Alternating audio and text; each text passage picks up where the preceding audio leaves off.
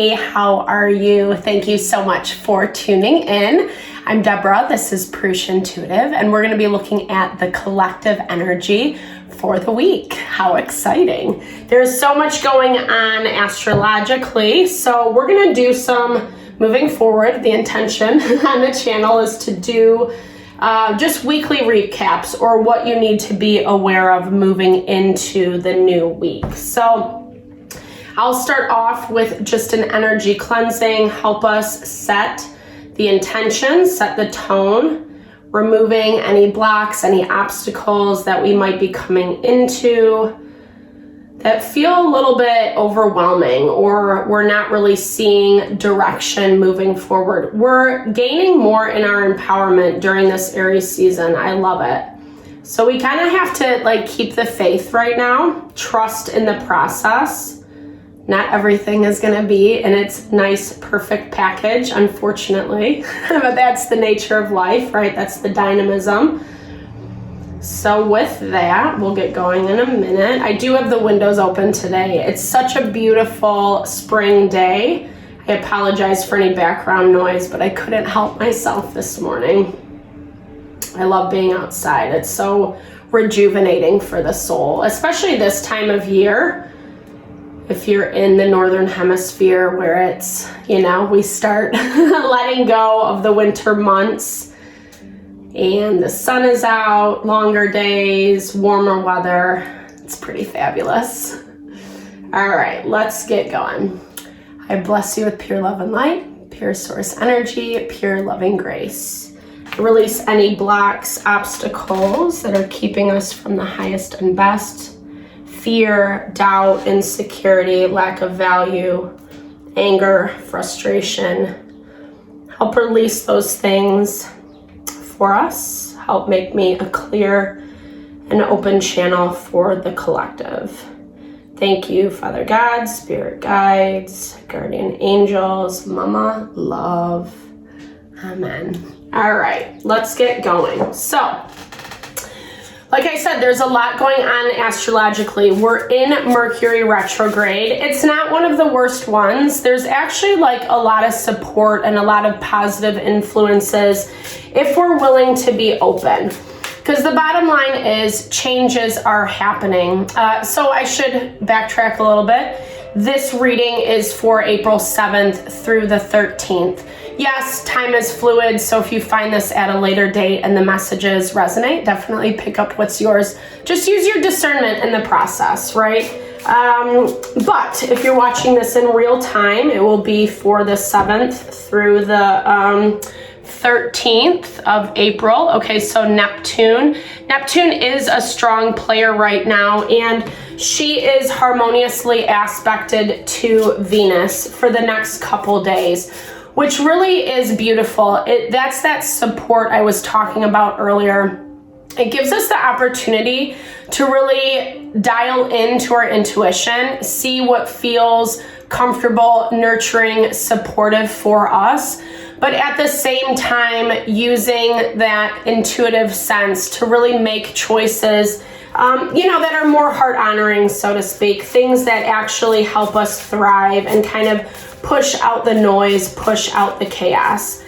Neptune energy can sometimes be a little bit destabilizing because it brings up fears, illusions, fear of worst case scenario, especially if the changes that you're going through right now are pretty major. So Spirit's asking you to really find the positive. I know this is probably a little cliche. I know it's probably annoying to hear, especially when we're in places of a lot of stress, a lot of frustration, obstacles. We can't seem to move forward. There's always a chance, right? This is what I feel like is really the beauty and the magic of life, is that there is this endless potential. And we're starting off the week in a way, like I was saying, where there are a lot more harmonious aspects to how we feel about ourselves, how we feel about the environment around us, the people, places, and things that are showing up, and making choices, like I was saying, that are more heart-honoring.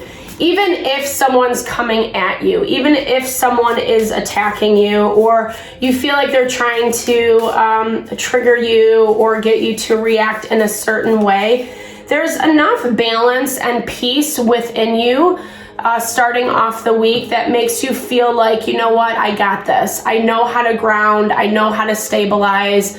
This person's situation does this all the time or whatever. And I've worked really hard to just kind of be a little bit more, empowered in myself and the choices that I have going on. 2 of Cups, this is popping up for us a lot in relationships. So the dynamics, confirming that value, that where the dynamics are tense, where they're a little rigid, where there's not harmony, not balance, we have to try to see the positives. When we flip the perspective, when we flip the script, it actually opens up for change a little bit quicker and more fluidly. Not so arduous, not so like beating your head against the wall. And yeah, it seems counterintuitive because there's a lot going on. There's a lot of emotions at play. And as I'm saying this, there's a lot aspected to the moon right now. We'll have a new moon in Aries,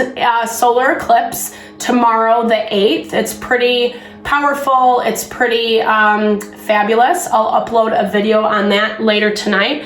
But as we know, with the moon cycles, they have a tendency to bring up stuff that we're not either focusing on, that we haven't really closed out, things that have been swept under the rug. And so there's a lot of emotions around this. But emotions are our guidance. They are our indicators. Do we feel empowered, strengthened, enlivened by our connections, by what we're engaging in? Or are we feeling heavier, more low vibey, lethargic, exhausted, etc.? Paying attention to those things is really going to give us the direction that we need to be more empowered and move forward in a stronger way. Yes, that's way easier said than done, but the value goes back to that Venus harmoniously aspected to Neptune. Venus is also sextile, positively aspected to Pluto. Pluto is the one that is making those changes happen in our life. And it can, anytime we do deal with change, it's destabilizing, no matter how big or small it is. Change means adjustment. It means getting out of the comfortable, out of the norm, and kind of quote unquote rising above, or just learning a new way of doing things. There's the beginning, frustrations, right, of kind of grounding into a new space. It's really affecting the way that we communicate. It's affecting our environment around us. Mercury is in retrograde right now. So with that Venus sextile to Pluto, it's basically saying that you have a better opportunity to communicate in a loving, more empathetic and compassionate way. Even if it's not something you would naturally do given the situation, given the person, etc. But what I'm hearing with this Mercury, it's about, language is an art in and of itself. The way we speak, the way we communicate. So it's communicating in an empowered way, right? Taking it to that next level of having the wisdom that you've gained, what you know already, okay? So thinking about that, and then practically applying the way that you're communicating.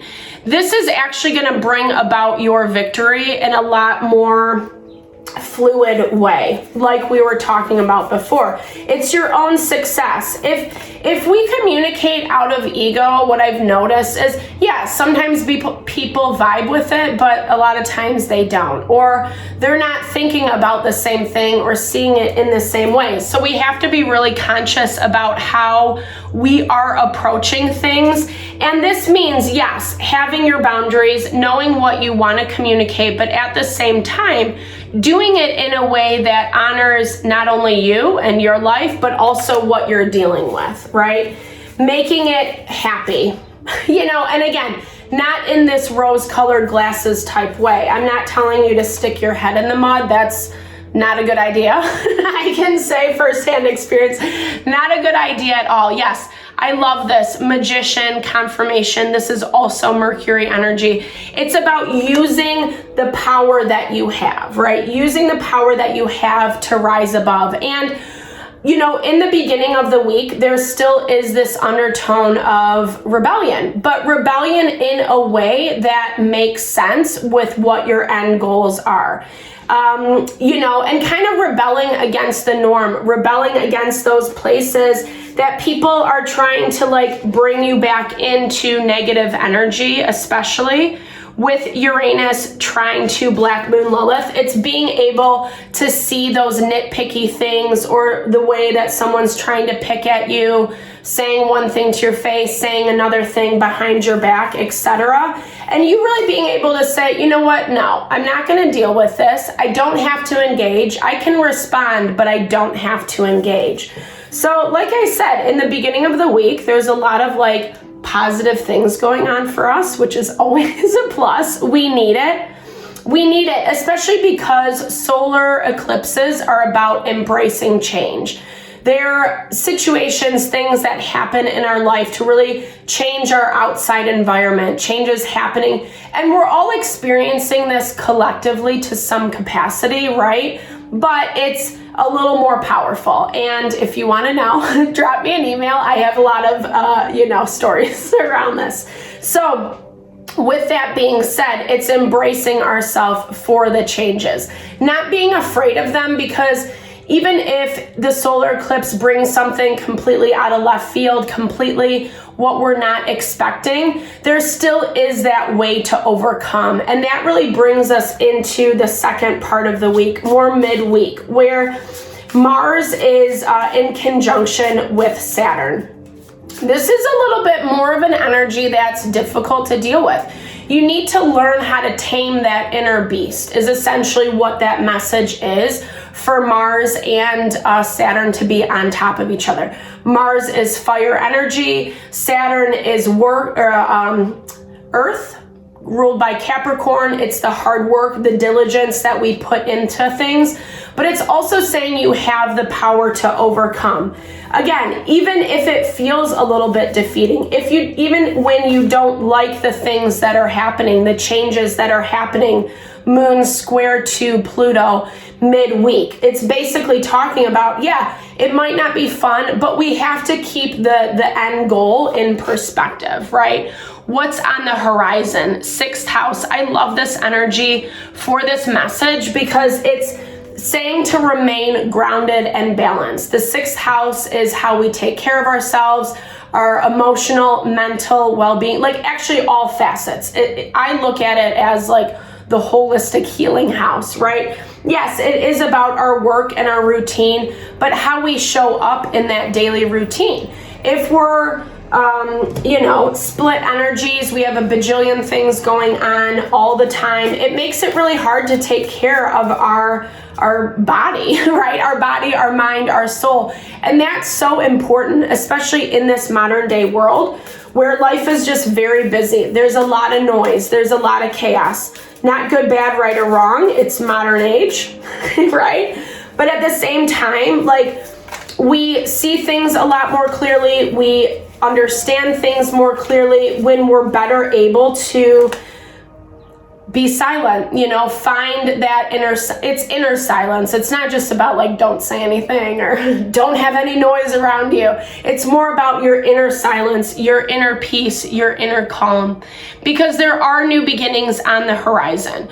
Regardless, like I was saying before, whether they are big or small, the sixth house really helps us stay more grounded as we receive new things, right? As we receive new blessings of abundance, as our life changes and we find goals achieved, success earned, etc., and what we're pursuing, we want to make sure that we're able to receive it, yeah, but just like appreciating it as well, right? It's not just a check mark off the list. And when we have it, we also want to make sure that we can keep it, right? So Spirit's saying that there are new opportunities coming in and things that are more heart honoring, things that are bringing blessings with them. They might seem small, they might seem inconsequential in the beginning, but again, when we're not in a state of balance, we're more, it's easier to cast stuff aside. Like, I don't really want that. That doesn't seem that great. That's not like, the biggest package reward is what you're not getting the biggest reward, or that's how it comes across.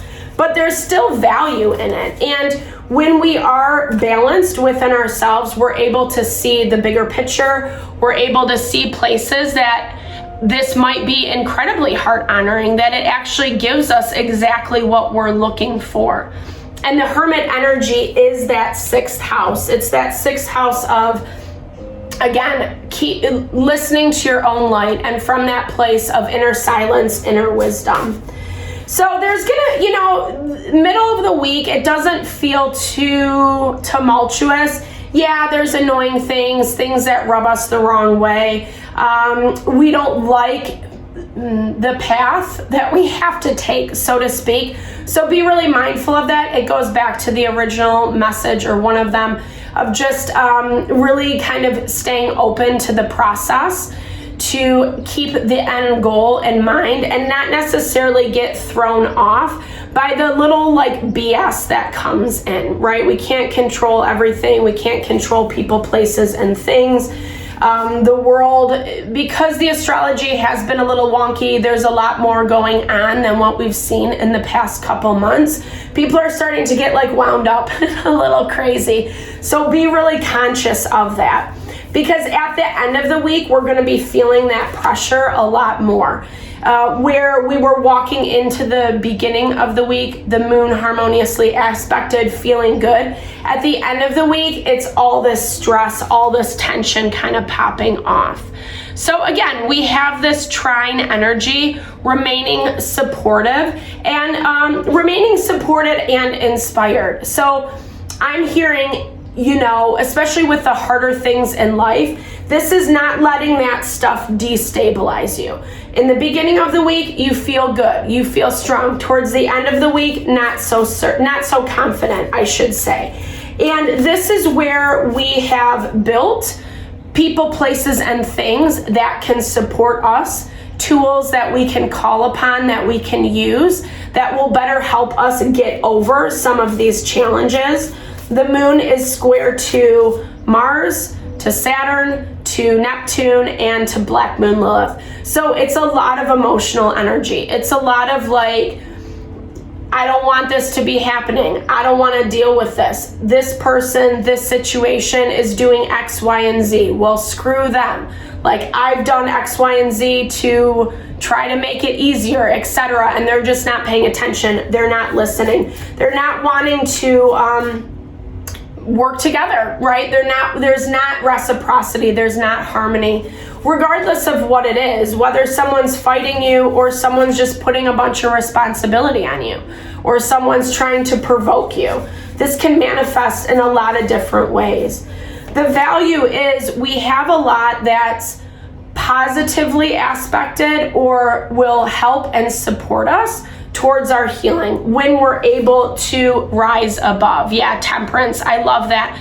This is that quintessential balance between what we know, what we sense, what we feel, and what's happening on the physical level. Temperance is ruled by Sagittarius. It's being able to expand, to grow beyond, to be bigger and better, than what's happening in front of us, essentially. And not an easy energy, because temperance is a very watery energy. Even though it's Sagittarius, it's always seen with two vessels pouring water back and forth. And so knowing how to have that balance in the midst of challenging relationships, people, places, and things, community that is, being difficult, right? But this is twofold. So it's not relying on the people that you know are not going to show up for you, are not going to support you. The people who are going to criticize, bring you down, not validate what you're going through, versus the people that will. So making sure that you're putting your energy into the right people, places, and things in order to support yourself. And Spirit's basically saying as the week progresses, you're going to see this a lot clearer, a lot more easily. You know, you're already getting hints around this. And this energy has been playing out in some of the zodiac readings I started uploading. So check those out. Aries, Taurus, I've done thus far. But this is basically saying, you know, you see it. You have these feelings around it, and it's just going to come out more and more as the week progresses. And that's where that triggering comes in of our emotions. Making sure that we're not, letting it get the best of us. Again, confirmation, stay grounded, stay balanced. This is about your healing. Healing is not fun. It sucks, period. It does. Like, really, the healing path is about humility. It's about being able to, swallow your pride, being able to be aware, and then actively do something about it. And when we are in that awareness, we really have to look at what we've invited into our life and the consequences of that, maybe unintended consequences. I'm not saying it in a shameful way, but it's the nature of the beast, unfortunately. So it's, again, continuing to rise above, continuing to know yourself well enough that you're not getting pulled in, sucked into energy that's not really honoring for you. Fourth house, yes, the building of family and home. So focusing more on your environment. The home is the representative of safety and nurture and love and support. We all need our home to be our safe space. We don't want more chaos, more noise, more conflict when we get home, right? After a long day, whatever we're doing. And so Spirit is asking you to focus on that part of your life, the places that you do nurture and support yourself. If your home is not a very comforting place, then I'd really encourage you to kind of look through areas that you can maybe give yourself a little bit more space away, time, energy to kind of rebuild your mental forces when you're walking into that environment. Yeah, it might not be easy, but there's a reason that it's coming up. There's a reason that Spirit is drawing attention to that environment and the call to restabilize, looking at it from a new perspective, the Hangman confirmation. Again, this is a lot about our empowerment. We're in Aries season. Aries is ruled by the house of self. So how do we show up for ourselves? How do we show up in our lives? Yeah, the devil. I love what I do because literally it never lies. The card never lies. We got to see those places, the chains that bind us, the devil. It sucks us in. It tries to keep us trapped. It tries to keep us imprisoned. But the message is we can take off the chains at any time. We just need to be willing to do so. We need to be strong and independent in ourselves. We need to be willing to rise above, not letting the devil energy, talk us into something that's not true. I'm hearing illusion. I'm hearing temptation. I'm hearing this value of playing off our emotions and our feelings. And that's the challenge of when there's a lot happening astrologically, is because it really is this balance between the practical world, what's going on in front of us, dealing with the people, places, and things, versus what we sense, what we feel, the more subtle layers of our intuition, our feeling, and our knowing. And not letting those things destabilize us, but instead bring us the empowerment. Yeah, inspire. Thank you, Spirit, for that. Confirmation, inspiring, right? Finding ways. Again, back to that if you're in an environment, if you're dealing with a big situation that just doesn't fit for you, that doesn't feel right for you, really take, some time to think it through, evaluate, find inspiration. How can you change your dynamics? How can you move your path forward in a different way, in a way that is more heart honoring to your mind, body, and soul? Yeah, so adventure, like getting out of your element. I love this. It's a great week to do that, especially with the new moon solar eclipse that really caters to new beginnings, new opportunities. We saw that with this Ace of Pentacles for us here. So, changing up the tune, right? Not doing your normal everyday, finding places that you can have a little bit of adventure, that you can explore something new, have more fun. That's also going to help with that inspiration, right? Shaking up the energy a little bit and being observant, being more observant about the new that comes in. Does this fit? I've learned X, Y, and Z from the past, and now I'm going to see how can I choose better options for myself? Things that make me feel supported, that make me feel strong, that make me feel enlivened, versus even if you have to look at new people and situations versus what you're currently dealing with. It sheds a lot of light, right? Like, we get comfortable, we create dynamics, some of them positive, some of them negative. And when we're really feeling like something doesn't serve us anymore, it's very interesting to bring in new energy and compare it to the old, right? Because in that process, we've healed, we've learned, we've grown. And so when something new comes in, it is more heart honoring for us, right? And we're seeing the places that were not being honored by past people, places, and things. Yeah, having compassion for yourself, having compassion for those that are in your life, that are in your environment, that might not see it, that might not be doing the work, that might be still in a low vibe energy. We can still approach with love and compassion. That is the hardest practice, right? Because when people trigger us, when we get upset, when we feel like there's injustice happening, it's so easy to pop off. But unfortunately, when we do that, it keeps the energetic bonds, the energetic cords attached. So I hope this helped for your week. I know it was a little heavier, but I hope it just helps bring in perspective. If you made it this far in the video, thank you so much for your time and energy. I appreciate you always. Just know I am sending all the love and blessings with whatever you're navigating through. Thank you for all the love and support to the channel. Stay tuned for new videos.